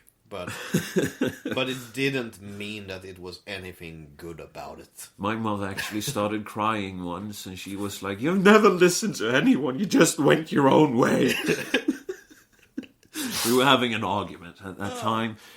But basically, I want us to do like a couple of election coverages. Yeah, but the French election would be actually fun to cover, because it would be like covering the election nobody really covers.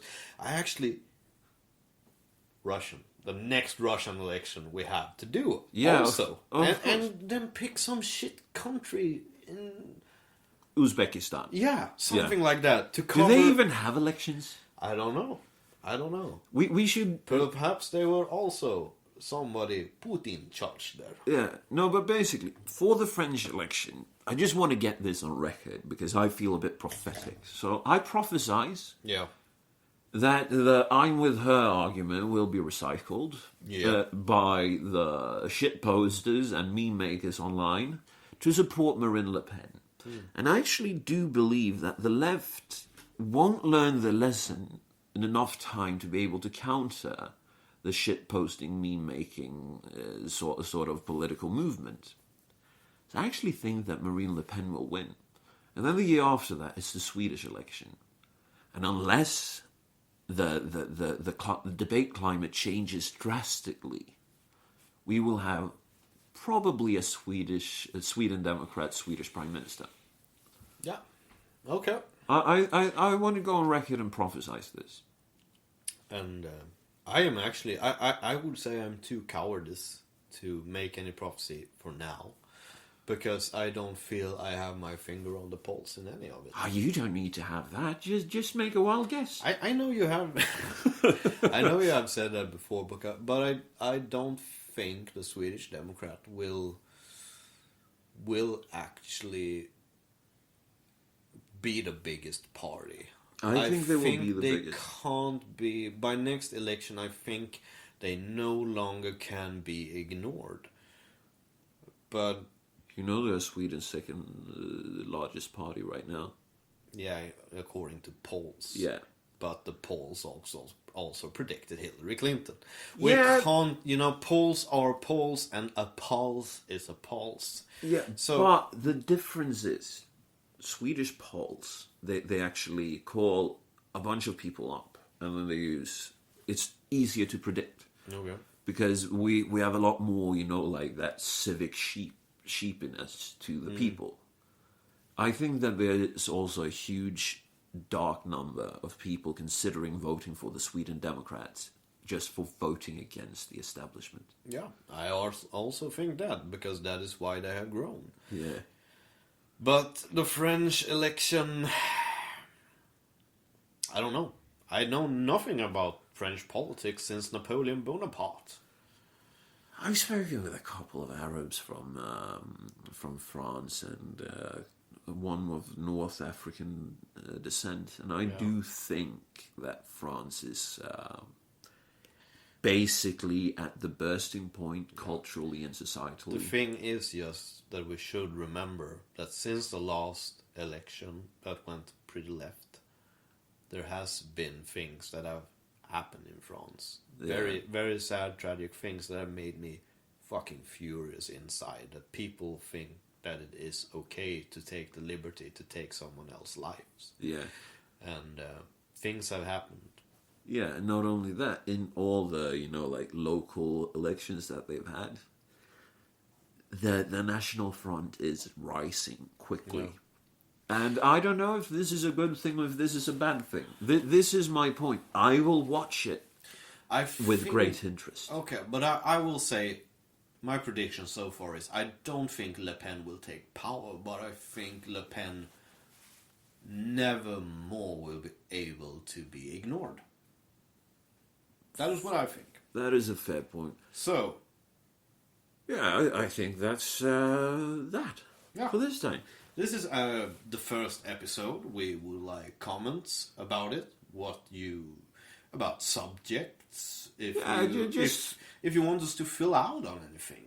Yeah. If we spoke each other over, or something more you lacked from this. Absolutely. And if we feel that it's just a completely illogical critique that we'll tell you to go fuck yourself. So don't worry about that. Don't worry about that. We don't worry about our feelings either. No. I will never cry on the podcast. I might cry myself to sleep a couple of times if you're too mean. And if Manchester United finishes below Man City, I will actually be very upset. Yeah. But no, we don't want any feeling care on this. Just fucking speak your mind. Because we're tiring of the feeling thing. Just fucking speak your mind. And if we care about it, or if you have any questions that you need answered, if you need advice, dating advice, or relationship advice, or fucking... If you want our fucking bullshit stupidity to give you advice, we will happily do so. We might not give you good advice, but we will give you advice nonetheless. In some sort of way, because every road leads somewhere. Yeah, and hopefully that will be a thing that we might make actual episodes about. The advice hour. Yeah, hopefully. Romantic advice with Fred and Jim. Yeah, but you are the part of making this something. You are the part of showing us the way. Yeah, So we to just speak. we just want to have we just want to chat about stuff. Yeah. And if you have something that you want us to chat about, that you want our opinion on, Because- feel free to ask. Because we have a lot of views. We have a lot of... I know everything that you need to know about making a sound judgment and where you need to bring the world to save it. I am basically God. yeah. Yeah, You I can know. see that in his beard. Yeah, And I see... Command... His eyes are commanding like a glacier moving down a hill. Actually, I'm just a shifty-eyed jackass, but but I know everything that needs is, for I am the Lord. And if you need any sort of advice, I will be able to answer it to you. It might not be the answer that you want, but it will be an answer nonetheless. Yeah. So yeah. Yeah. Until next time, thanks for listening. Please is go a- fuck yourself. Yeah, please go fuck yourself and stop being so fucking self-obnoxious. Yeah. Check out Pornhub. It will help you with Yeah, fucking check out yourself. Puma Swede. A big shout out for Puma Swede and her contribution to the Swedish society. Absolutely. Very nice cleavage. You can find us at facebook.com/greatsra, twitter.com/motherfucking-SR. You can also find us at minds.com/same rules apply.